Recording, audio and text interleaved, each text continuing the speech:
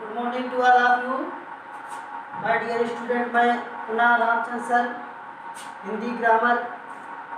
जैसा कि आपने पिछले टॉपिक में पढ़ा था, समास हम लोग लेकर चल रहे थे और समास में हम लोग समास की परिभाषा, समास के प्रकार, जिसमें हमने पहला समास तत्पुरुष समास, उसकी परिभाषा और उससे जो उसके भेद हैं हमने कल पढ़ाए थे। आप लोगों ने उसको अच्छी तरह से समझा और आज मैं पुनः उसी समास के टॉपिक को लेकर चल रहा हूँ, क्योंकि देखिए 6 समास हैं, उनको बारी बारी से जब समझेंगे तभी हमें समझ में आएगा। और ये एक दिन का टॉपिक नहीं है, ये काफ़ी क्रमबद्ध तरीके से चलते हैं। तो आज हम पुनः समास में लेकर देखिए, आज हम उसी तत्पुरुष समास के आगे जो अगला समास है कर्मधारय समास, आज हम 2 समास पढ़ेंगे। कल पिछले पढ़े थे और 3 जो बचेंगे वो अगले टर्म में पढ़ेंगे। कर्मधारय समास और द्वंद्व समास के बारे में पढ़ेंगे, इनके एग्जाम्पल को देखेंगे और आप लोग इनको समझेंगे। चलिए प्रारंभ करते हैं। रेडी? देखिए, कर्मधारय समास की हम कैसे समझे कि कर्मधारय समास है। जैसा कि मैंने लिख रखा है, आपको समझाएंगे। इस समास में पहला पद विशेषण, इस समास में पहला पद विशेषण होता है तथा दूसरा पद विशेष होता है, अर्थात पहला पद दूसरे पद की विशेषता बताता है। अब ये जो पॉइंट आए, विशेषण और विशेष, इनके बारे में थोड़ा जानते हैं। विशेषण वो शब्द होते हैं जो किसी की विशेषता बताते हैं, और विशेष को हम संज्ञा मान सकते हैं। क्या संज्ञा? क्योंकि जैसे मान लीजिए कोई एग्जाम्पल है, जैसे कह दिया जाए कि उत्तम आदमी, तो आदमी जो हो गया ये विशेष हो गया, और उत्तम क्या हो गई? उसकी विशेषता, तो वो विशेषण हो गया। तो इसी प्रकार आप लोग इसके एग्जाम्पल समझेंगे। जैसे आपको उदाहरण दिया गया है चंद्रमुख, और इसका समास विक्रय करेंगे तो क्या बनेगा? चंद्रमा के समान मुख।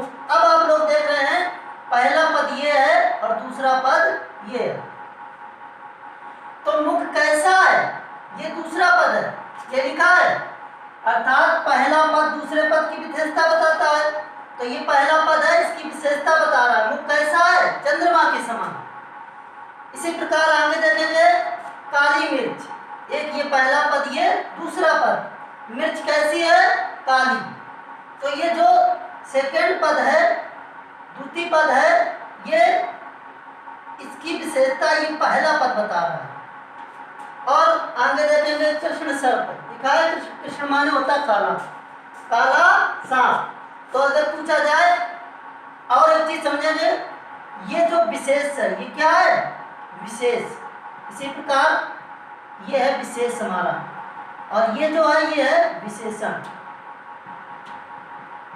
हमने भी याद ही रखा है कि अर्थात पहला पद जो होगा वो दूसरे पद की क्या बताएगा? विशेषता। तो ये हमारा कर्मधारय समास। देखे समझे, इस समास में पहला पद विशेषण, दूसरा पद विशेष होता है, अर्थात पहला पद दूसरे पद की विशेषता बताता है। अगला हमारा समास है द्वंद्व समास। जैसा कि इसके कहने में आपके अंदर द्वंद्वता आती होगी। देखिए, इस समास में क्या होता है कि बराबर के पद होते हैं और बराबर हैसियत वाले होते हैं। ये नहीं ये छोटा ये बड़ा। और इसकी परिभाषा समझे, इस समास में दोनों पदों की प्रधानता होती है। जो पद होंगे दोनों की वैल्यू इक्वल होगी, बराबर होगी। और इसके जो उदाहरण होंगे, इनका विग्रह करने पर हमें ये पहचान है द्वंद्व समास की। और या अथवा जैसे अव्यय का प्रयोग होगा। फिर एक बार समझे, द्वंद्व समास में दोनों पदों की प्रधानता होती है तथा समास विग्रह करने पर और या अथवा ये अव्यय को प्रयोग करने पड़ते हैं। जैसे एग्जाम्पल में देखेंगे, धर्म अर्थ। और एक चीज आपको बता दें कि अधिकांश वाक्यों में जो योजक चिन्ह होता है, योजक माने जोड़ने वाला, ये जरूर मिलता है अधिकांश वाक्यों में, सभी में नहीं मिलता है। जैसे लिखा है धर्म अर्थ, तो यहाँ पे हम क्या लिख सकते हैं? धर्म और अर्थ। और क्या, और की जगह हम या भी लिख सकते हैं, अथवा भी लिख सकते हैं, ये अव्यय हैं। अव्यय जानते हो, जो व्यय ना किए जा सके, जिन्हें तोड़ा ना जा सके। तो आप लोग अगला उदाहरण देखेंगे, माता पिता, माता और पिता। जैसे और उदाहरण है राम लक्ष्मण, राम और लक्ष्मण, राम या लक्ष्मण, राम अथवा लक्ष्मण। ऐसे बहुत एग्जाम्पल हैं। मैं आपको इसी प्रकरण के माध्यम से एग्जाम्पल देंगे, आप उनको अपनी कॉपी में बनाएंगे। और मैं अभी ये समास है, फिर इसके बाद आपके जब सारे समास टॉपिक क्लियर हो जाएगा तो मैं आपको अलंकार, संधियां जैसे जो टॉपिक हैं सभी पे विस्तार पूर्वक चर्चा करूंगा। और जो हमारी प्राइमरी लेवल की बच्चे हैं उनके लिए मैं हिंदी व्याकरण प्रारंभ करूंगा। हिंदी व्याकरण में आप लोग वर्ण विचार, शब्द विचार, वाक्य विचार, जो हिंदी की ग्रामर है सारी उसी पर डिपेंड है, वो सारी मैं आपको क्रमबद्ध तरीके से पढ़ाता रहूँगा। और मैं आपसे उम्मीद करता हूँ कि आप अच्छे से पढ़ें, घर पे सुरक्षित रहें। देखिए देश हमारा बड़ी महामारी से जूझ रहा है, तो आप सुरक्षित रहें, अपने परिवारजनों को सुरक्षित रखें, सोशल डिस्टेंसिंग का पालन करें। थैंक यू, धन्यवाद।